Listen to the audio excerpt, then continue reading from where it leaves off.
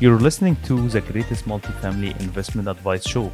My name is Adam Ras, and now I'm talking everything multifamily for an in-depth conversation, and I will be diving deep into raising capital, deals, and underwriting process. Welcome back to the greatest multifamily advice show. Today we have Kent Ritter, real estate investors, syndicators with more than 7 years on syndication in Midwest. Please help me to welcome our guest today. How are you, Kent?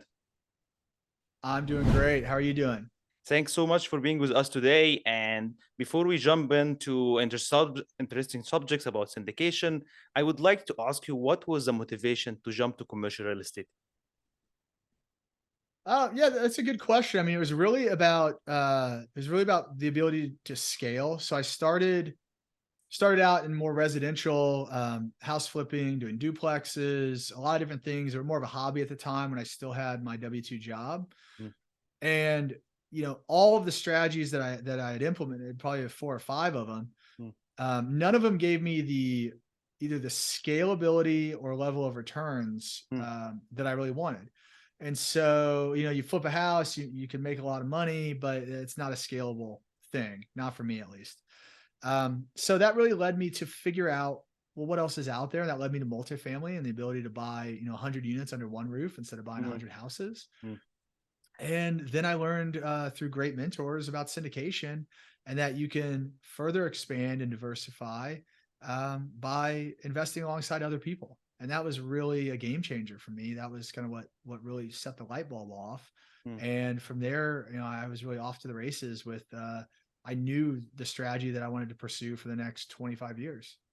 So your focus now is more on the Midwest. So can we talk about more about what is the upside from your perspective about Midwest, especially like market fundamentals, rent growth, population growth, and all of the business highlight? What was the motivation? Say, I want to stay on my market. I don't want to go in the South, for example.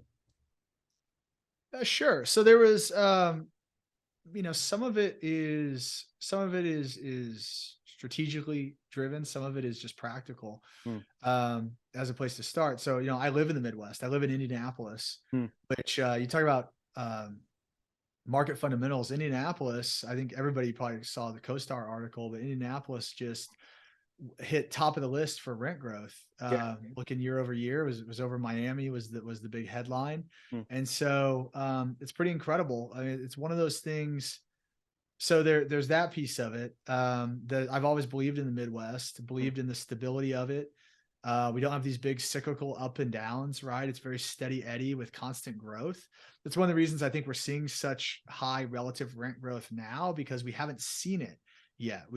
Indianapolis has always been kind of 3-4% rent growth, just steady, ticking up every year. Only recently have we started to see, maybe 10%, 12% swings. Um, and in relation to other markets where you have markets like a Phoenix, maybe where rents up 50 or 100%, yeah. right? But now I started to see pullbacks on both occupancy and actually seen rent declining, Yeah. where Indianapolis, I think, is not, just doesn't have these big swings, right? You saw the same thing in markets like Phoenix and Vegas in 08, right? Those are some of the hardest hit during that crash, where the Midwest was relatively untouched, comparatively speaking. So I just love the stability, the safety, um, and the ability to get returns, but without the volatility that you could expect. And then also just practically speaking, it's where I live.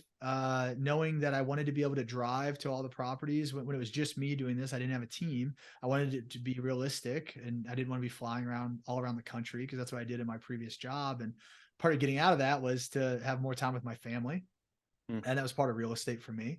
So I basically drew about a 3-hour radius around Indianapolis and said, okay, I'm going to focus on good markets here. And so that's really how we got started. And that includes markets like Indy, um, Louisville, Lexington, mm, Dayton, Cincinnati, all of where we have properties right now. And then just thinking about it from, again, from a strategic standpoint, like you said, everybody else is going south or correct. going west. Yeah. So do I want to go where all the competition is, or do I want to carve my own niche in my backyard where I know the markets intimately? grew up in Indianapolis, know each neighborhood, know where the good and bad streets are, and just start there as I really learn and grow this. Now we're at a point where we're expanding, and we're expanding down to the South because you can't deny the migration trends. Yeah. But we're not losing the Midwest. That will always be a core, but we're starting to migrate down. And that's really a function of me now having built a business to a point where I can hire a robust team to help me do that. So now we have a director of acquisitions, we have a VP of capital, or investor relations. We have a whole host of other members on the team we're actively hiring. And I just got off an interview actually for a director of asset management role. So creating a team that allows us to scale and have a further reach. I think when you're saying the actual shift to you to add the additional market to your list, it's more like because you want to achieve more acceptable return to an investor because it's not there on the Midwest, or it's more about the availability of deals and flow of deals? What was the main? Yeah, no, it has nothing to do with the returns, because frankly, our returns that we provide in the Midwest have been fantastic and on par or above other deals that I've seen out there, just because, again, I think that local knowledge, I think the ability to buy off market, the ability to really go in and provide, extreme value, and being able to buy in more tertiary markets where we know growth is coming, but they haven't hit the headlines yet, right? So when the headlines hit, we're already there. That's where we've been really successful. And that's happened recently on really, 3 properties in 3 markets kind of surrounding Indianapolis for us. All of a sudden they've hit the headlines, and lo and behold, there we are. So that it's not about the returns. It's really about, the ability. It's about diversification and it's about deal flow. Yeah. And, to maintain as our investor base grows, to be able to maintain and find great deals for those investors, we need larger deal flow. Yeah. As you grow and scale, there's practically that you have to just keep the machine fed. And so we're still only going to do great deals, but we're spreading over a wider net to find those great deals. And we have the team now to be able to really do that, versus just me doing it nights and weekends and early mornings. So about the 2023, the expectation, the Fed is gonna raise the interest February 1st, March 21st, and all of the expectation going on the route that we're gonna have 25 bps point. We hope that there's no additional 50 bps on February 1st, but all of the speculation and expectation is going to be based on the new Fed's interest hike. How you see the market, especially on the Midwest now, because now the main focus is to capture the actual spread between the cap rate and the interest rate to have some sort of like a positive cash flow. So how you see the actual implication of this on your market so far? Yeah, well, cash flow has been squeezed, right? Yeah. If you have variable interest rates. So some of our rates are fixed, others are variable. Where we have variable, we have caps, and in some instances even floors in place. So I think, first of all, I think most of the pain, I think the initial shock, I think everybody's hopefully on the page now that, like, you need to be paying attention to interest rates and you need to be underwriting higher rates into your deals. Yes. I think the people that are really going to be hurting are the people that had low expectations, especially with bridge debt, right? If you were in bridge debt in 20 or 21 and you got a 2 to 3 year term and you're expecting to refinance at a 3.5 or 4% interest rate, and you're really coming out in a 6 or 6.5 interest rate environment, those deals aren't going to pencil anymore. You're going to be in trouble, and you're going to have to figure out a way out of that. Yeah. But for us, largely we always operate with a longer time horizon. We trend toward fixed debt. And when we use variable debt, like I said, we fix that rate, we cap that rate to make sure we're protected. So while cash flow has taken a hit, what we haven't seen happen yet, and I believe will happen more, is really a lot of cap rate expansion to catch up to where those interest rates have moved. And I think the reason is one, it's timing, because sellers are still expecting to get what they could have gotten in Q1 of 22. Correct. Buyers have adjusted their expectations more quickly. And so there's just a wide spread between kind of that bid ask, right? A buyer seller. Yeah. But also because I think cap rates, a lot of people say cap rates are tied to interest rates. I don't actually think that's true. I think cap rates are tied to the amount of capital chasing these deals. And interest rates affect the cost of capital and affects the amount of capital traditionally driving to find these deals. I think the thing that's different is the 9 trillion or whatever dollars that were created during COVID, the 5 trillion or so that's still largely sitting on the sidelines waiting to be deployed. There's still a lot of groups on the sidelines with dry powder ready to deploy capital into real estate. And I think that's kept the appetite high, and slowed some of that cap rate expansion that we would typically expect to see. So while I think we still will see some, and I'm definitely hoping that there's some deals on the horizon because we're very bullish buyers. I don't think we're going to see crazy expansion to the tune of in lockstep with interest rates. I also think that now, if you talk about 25 plus basis points, I mean, we felt most of the pain now, right? Hopefully the way you've underwritten your deals, you can absorb another 25 bips or 50 bips or so in the near term, because I think everybody understands that we're starting to see some leading indicators that, as inflation slows, and it will, interest rates will come back down. That's the first lever that the Fed pulls, up or down, right? And so we will see that. Not that it's going to happen like tomorrow, but if you look at the forward curves for SOFR, which is what a lot of loans are based off of, it's showing really that curve starting to come down to a more reasonable level in, say, August or September of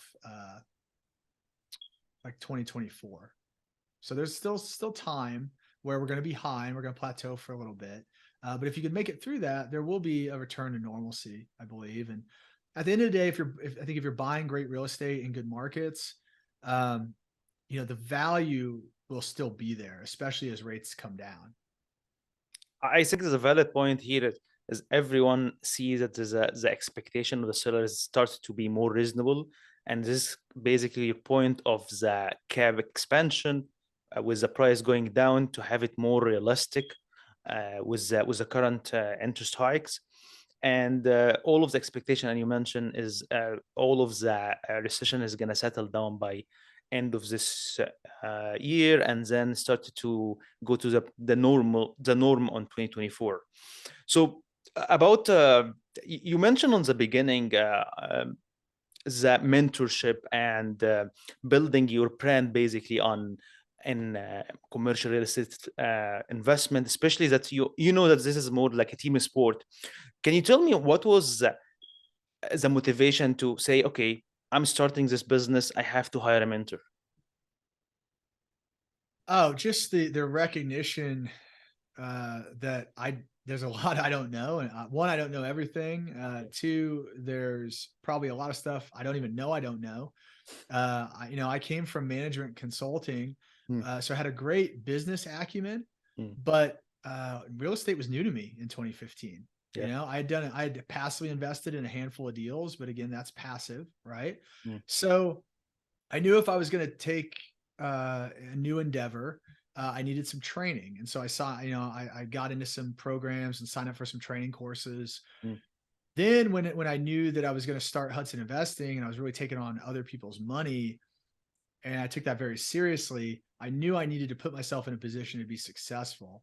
I thought the best way to do that was to learn from people who had already been there and done that and had great success. And so those are the types of mentors that I sought out. Regarding raising capital and building your brand, what kind of book really grabbed your attention about raising capital and handling objections?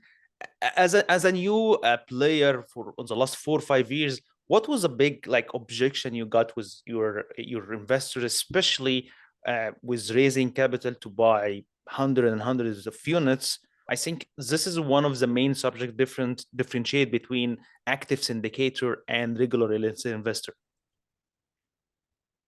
Yeah. So your question is about what are some of the objections that I hear raising Yeah. capital? And Yeah. what actual books grab that your attention to help you to manage this objections?